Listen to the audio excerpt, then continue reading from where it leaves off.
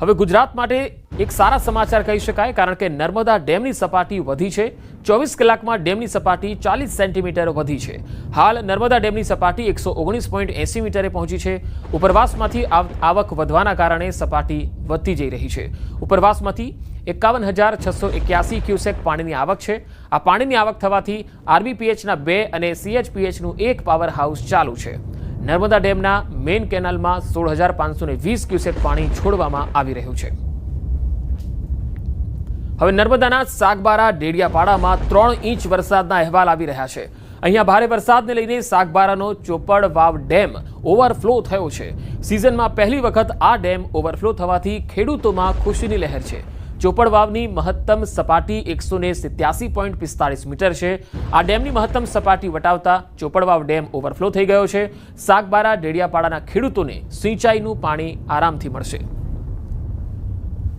તો નવસારીથી પણ એક અહેવાલ આવી રહ્યા છે। નવસારી જિલ્લાના વાંસદા તાલુકાનો જૂજ ડેમ ઓવરફ્લો થયો છે। જૂજ ડેમ પોતાની ભયજનક સપાટી 167.50 મીટર વટાવી 167.55 મીટરે પહોંચી ગયો છે। જૂજ ડેમ ભયજનક સપાટી વટાવતા 233.33 ક્યુસેક પાણી કાવેરી નદીમાં વહી રહ્યું છે। આ જૂજ ડેમ ઓવરફ્લો થતા વાંસદા તાલુકાના 6, ચીખલી તાલુકાના 6 અને ગણદેવી તાલુકાના ગામોને એલર્ટ કરાયા છે।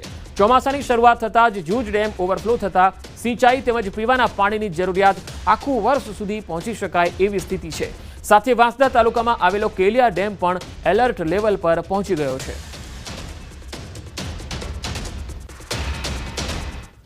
હવે અન્ય સમાચારો પણ જોઈએ। જૂનાગઢના માંગરોળ તાલુકાના આજક ગામ નજીક ચાલુ સમારકામની કામગીરી દરમિયાન પુલનો એક સ્લેબ તૂટી ગયો। આજક ગામ નજીક આત્રોલીથી કેશોદ તરફ જતા રોડ પરનો આ પુલનો સ્લેબ તૂટી ગયો। આ પુલ બંધ હતો અને તેનું સમારકામ ચાલતું હતું। જે રીતે સરપંચ જણાવતા હતા એ મુજબ આ પુલને તોડવામાં આવી રહ્યો હતો અને એ સમયે પુલનો સ્લેબ તૂટી ગયો।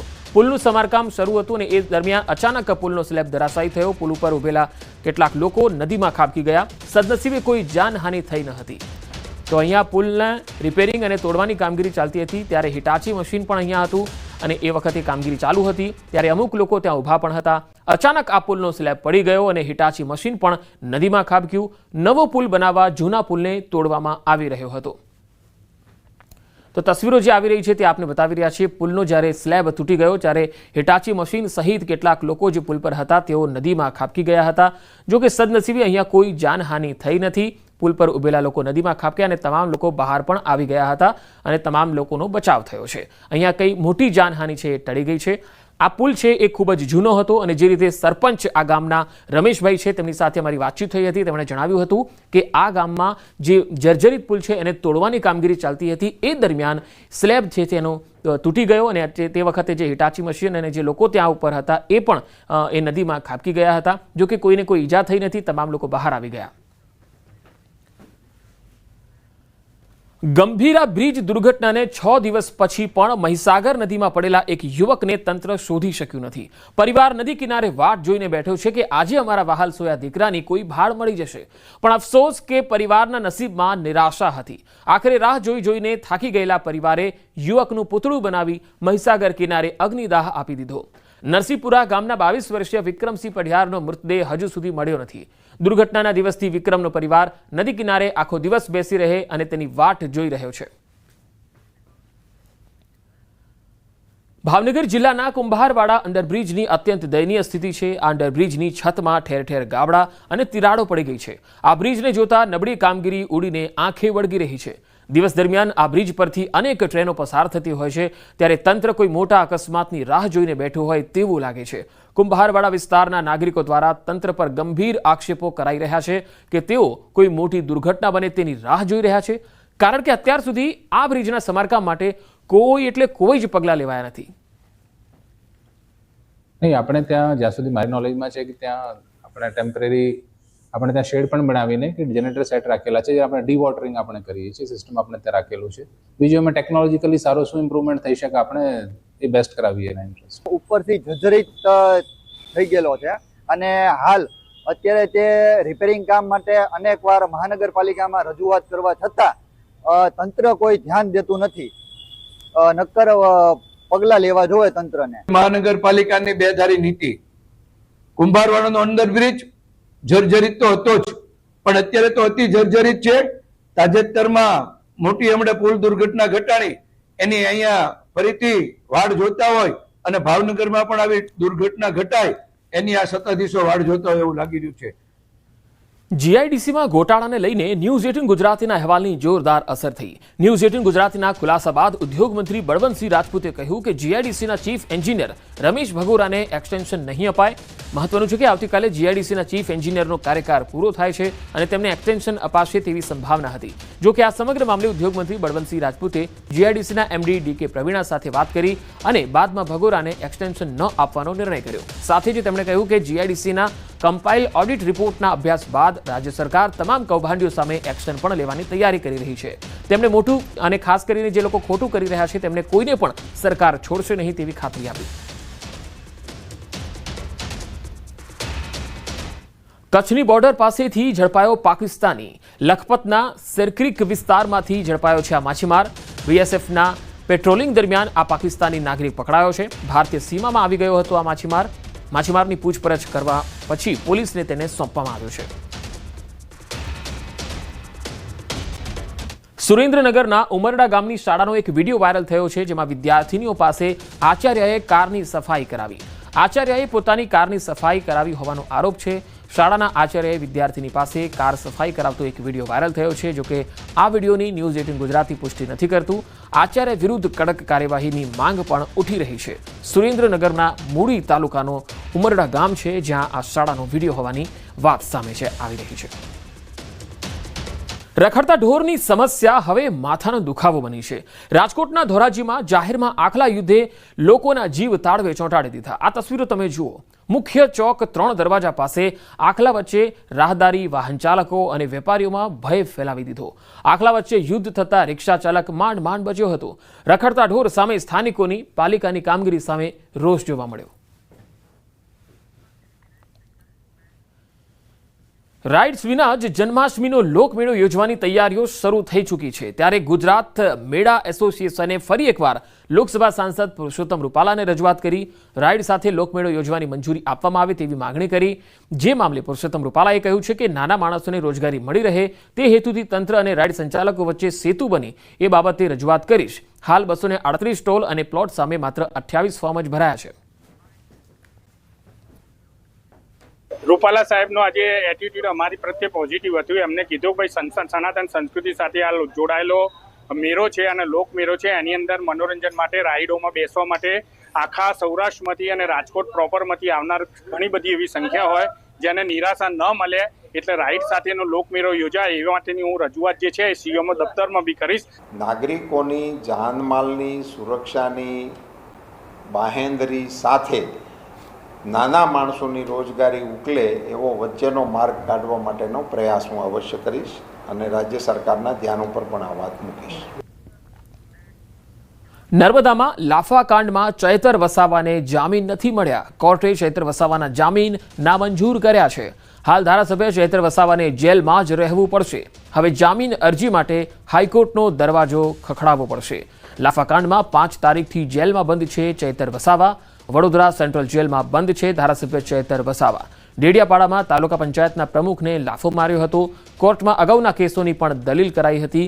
સરકારી વકીલે અગાઉના કેસોની રજૂઆત કરી હતી. 2023ના કેસમાં ચૈતરને શરતી જામીન મળ્યા હતા.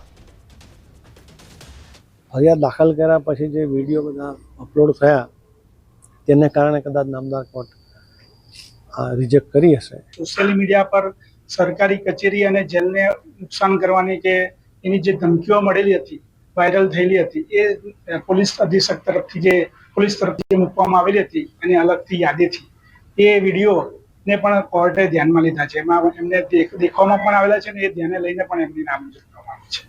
ભાવનગર જિલ્લાના વલભીપુરના રાજકારણમાં ગરમાવો આવ્યો. અહીંયા વલભીપુર તાલુકામાં સરપંચોનો વિવાદાસ્પદ સન્માન સમારંભ જિલ્લા ભાજપ સંગઠનની મંજૂરી વિના યોજાયો, જેમાં 30થી વધુ સરપંચો અને 1500થી વધુ કાર્યકર્તાઓ જોડાયા. ધારાસભ્ય સામે નારાજ ગ્રુપ દ્વારા આ કાર્યક્રમમાં ભ્રષ્ટાચારના ગંભીર આક્ષેપો થયા. સેવા હી સંગઠન નામે સમાંતર કાર્યાલય ખોલવાની જાહેરાત કરાઈ, જેમાં ભાજપના કેટલાક હોદ્દેદારોની હાજરી હોવા છતાં પાર્ટી દ્વારા કાર્યક્રમથી દૂરીની જાહેરાત કરાઈ હતી. આવનારી જિલ્લા અને તાલુકા પંચાયતની ચૂંટણીને લઈ કાર્યક્રમ રાજકીય રીતે મહત્વનો બન્યો. તો ધારાસભ્ય આરોપોને તદ્દન ખોટા અને પાયાવિહોણા ગણાવી રહ્યા છે. સાથે જ કહ્યું કે જો આરોપો સાચા સાબિત થશે તો જાહેર જીવન છોડી દેશે. 4-5 લોકો એ આદરણીય ધારાસભ્યની ફરતા ફરી રહ્યા છે. એ માત્ર ને માત્ર ભ્રષ્ટાચાર કરવાનું કામ કરે છે અને એના ધારાસભ્ય છાવરે પણ છે. ત્યારે અમે લોકોએ નિષ્ઠા, પ્રામાણિકતા, પારદર્શકતાને જેને કહેવાય કે અગ્રેસર રાખીને સારામાં સારું કામ થાય એ માટેનો અમારો જનજાગૃતિનો આ કાર્યક્રમ છે. આવનારા દિવસોમાં 1000 થી 1500 લોકો સાથે ગાંધીનગર કૂચ કરીને અમે બધી જ વાતો રહી એ વિસ્તારની વાતો અમે મૂકવા જવાના છીએ. હજી તો મારા વલભીપુર તાલુકાના 52 કુલ ગામો છે. એમાંથી 43 જેટલા ગામોમાં છેલ્લા 3 કે 4 સાડા 3 વર્ષથી ત્યાં વહીવટદારો હતા અને હજી આ 33 જેટલા ગામોમાં સરપંચો નવા ચૂંટાઈને 15 દિવસ આવ્યા ને થયા છે. તો 15 દિવસમાં એ સરપંચોને એવો કેવો કડવો અનુભવ થઈ ગયો કે જેના કારણે સરપંચો એવો આક્ષેપ કરે છે કે 2.5 વર્ષથી હવે સરપંચ બન્યા 2.5 મહિના, અરે 15 દિવસ નથી થયા હજી. અને એટલે આ વાત જે એમની છે એ બધી તદ્દન પાયાવિહોણી છે. હું ચેલેન્જ કરું છું કે આ મારા 20 વર્ષના રાજનૈતિક જીવનમાં, માત્ર 2.5 વર્ષ નહીં, 20 વર્ષના રાજનૈતિક જીવનમાં ક્યાંય પણ 1 રૂપિયાની ઊંચાપત સાબિત કરી દે તો હું જાહેર જીવન છોડવા માટે તૈયાર છું. અન્યથા એમણે જાહેર જીવન મૂકી દેવું જોઈએ. શાળામાં અભ્યાસ કરાવવાની સાથે ખાનગી ટ્યુશન ચલાવતા શિક્ષકો સામે કાર્યવાહી કરાઈ રહી છે. ટ્યુશન ક્લાસ સંચાલકો દ્વારા ડીયુને રજૂઆત થતાં સ્કૂલ સંચાલકો નારાજ થયા છે. સ્કૂલ સંચાલક મંડળે નારાજગી વ્યક્ત કરતા કહ્યું છે કે નવા પરિપત્રો કરી સંચાલકોને ધમકાવવાની આ પદ્ધતિ ખોટી છે. સવારથી સાંજ સુધી અસલામત ટ્યુશન ક્લાસીસ સામે કેમ કાર્યવાહી થતી નથી? ગ્રાન્ટેડ શાળામાં જો શિક્ષકો ટ્યુશન કરતા હોય તો સંચાલકો કાર્યવાહી કરે જ છે. શાળાઓમાં વાર્ષિક ઇન્સ્પેક્શન અને શિક્ષણની ગુણવત્તા સુધારવાનું કામ કેમ થતું નથી? પહેલા તો શાળાઓમાં પૂરતા શિક્ષકો, ક્લાર્ક અને સ્ટાફ આપો. મોટા શહેરોમાં, કોર્પોરેશનોમાં તમે જુઓ અમારો શિક્ષક કયા વિસ્તારમાં રહે છે કે કયા ગામડેથી અપડાઉન કરે છે, એની સ્કૂલ કેમ્પસમાં સમયસર હાજર રહે છે કે કેમ, એ એના તાસ મુજબ શિક્ષણ કાર્ય કરે છે કે નહીં, એ જોવાની જવાબદારી સંચાલકની છે. પણ શાળા છૂટ્યા પછી એ ક્યાં જાય છે, શું કરે છે, એના માટે અમારે સીઆઈડી ક્યાંથી મૂકવાની? અને એ અમારી કોઈ જવાબદારી નથી. વાલીઓ જો ફરિયાદ લઈને આવશે તો અમે સાંભળી એની તપાસ કરી અને યોગ્ય ઘટતું કરીશું. પણ આ રીતે શાળા સંચાલકોને ખોટી રીતે દબાવવાની જે વાત છે એ કોઈ સંજોગોમાં ચાલી શકે નહીં. ગીર સોમનાથના ગીર ગઢડા તાલુકાના દ્રોણ અને કોદિયા ગામના વિદ્યાર્થીઓ દ્વારા ચક્કાજામ કરાયો. બસ સમયસર ન આવતા વિદ્યાર્થીઓએ વિરોધ કર્યો. વિદ્યાર્થીઓનું કહેવું છે કે બસ સમયસર આવતી નથી, જેથી તે લોકોને શાળાએ આવવા જવામાં પરેશાની થાય છે. આ અંગે વિદ્યાર્થીઓ દ્વારા ડેપો મેનેજરને ખૂબ રજૂઆત થઈ ચૂકી છે, છતાં પરિસ્થિતિમાં કોઈ ફેરફાર નથી. આખરે વિદ્યાર્થીઓએ મજબૂર થઈ ગાંધી ચિંધ્યા માર્ગે એસટી બસ સ્ટેન્ડ આગળ બેસી અને ચક્કાજામ કર્યો. તો દ્રોણ અને કોદિયા ગામના વિદ્યાર્થીઓનો વિરોધ છે. આ વિદ્યાર્થીઓ ભણવા માંગે છે, પરંતુ બસની સુવિધા આ ગામમાં સમયસર મળતી નથી અને તેના કારણે ડેપો મેનેજરને રજૂઆત કરવામાં આવી, પણ ડેપો મેનેજર પણ કુંભકર્ણની નિંદ્રામાં છે. એસટી નિગમ છે એ આ વિદ્યાર્થીઓની રજૂઆતને સાંભળવા માટે નિષ્ફળ નીવડ્યું છે. સોમનાથ મહાદેવના સાનિધ્યમાં વંદે સોમનાથ ઉત્સવનું આયોજન કરાયું. સોમનાથ ટ્રસ્ટ, ગુજરાત પ્રવાસન વિભાગ અને ઇન્દિરા ગાંધી રાષ્ટ્રીય કલા કેન્દ્રના સંયુક્ત ઉપક્રમે આયોજિત આ નૂતન પ્રકલ્પનો ઉદ્દેશ भारत समृद्ध सांस्कृतिक परंपरा ने उजागर करवानो छे। ये एक कला द्वारा आराधना की शुरुआत है जो गुजरात टूरिज्म, श्री सोमनाथ ट्रस्ट और IGNCA इंदिरा गांधी राष्ट्रीय कला केंद्र ने मिलके इसकी क्यूरेशन की है। और हमारे पूरे देश से जो मिड करियर आर्टिस्ट्स है, जो सीनियर आर्टिस्ट्स है, वो अपने आर्ट के जरिए एक आराधना, एक वंदना करने ये पूरे श्रावण के टाइम पे वो आ रहे हैं। તેમાં દેશભરમાંથી કથક નૃત્યકાર, કુચીપુડી એવા અનેક નૃત્યકારો આ સ્ટેજ ઉપર પરફોર્મ કરશે. ભગવાન સોમનાથને એમના નૃત્ય દ્વારા એમને સોમનાથજીની આરાધના કરશે. સોમનાથમાં આ શ્રાવણ માસમાં પ્રથમવાર વંદે સોમનાથ કાર્યક્રમનું આયોજન થયું છે અને આ 6 સોમવાર ભગવાન સોમનાથજીની નૃત્યથી